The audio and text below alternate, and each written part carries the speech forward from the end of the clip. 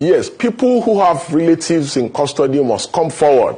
Do you understand? Because if people have been detained for long periods and nobody knows about them, it's people that come to our office and make these complaints, and this is the reason why we go and we push and we advocate and we plead, and we make an appeal. Even today, a letter of appeal has been written to the DG, you understand, on a husband and wife that have been in custody, I think since 2021 or 22 thereabout. So the process is continuous.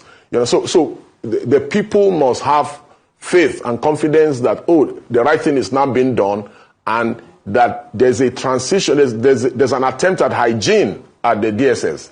And, people more critical stakeholders like lawyers, human rights defenders, development partners like the United States, the UK, and others must also partner to create the enabling environment to ensure that the attempt at hygiene is holistic.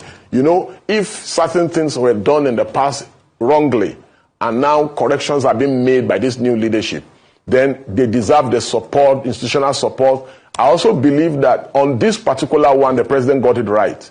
I'm not someone that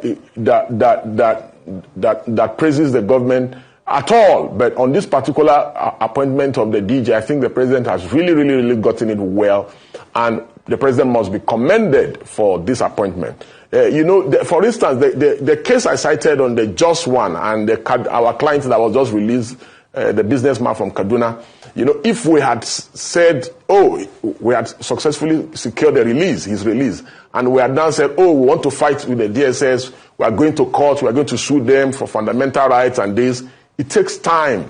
And even if we win and we get compensation for damages, in line, you will still be faced with the hurdle of the provision of the Sheriff and Civil Processes Act, Section 84, Sub 1 to 3, that says that even when we have gotten judgment, we must get the consent of the Attorney General of the Federation. Consent that is almost practically very hard, or almost near impossible to get.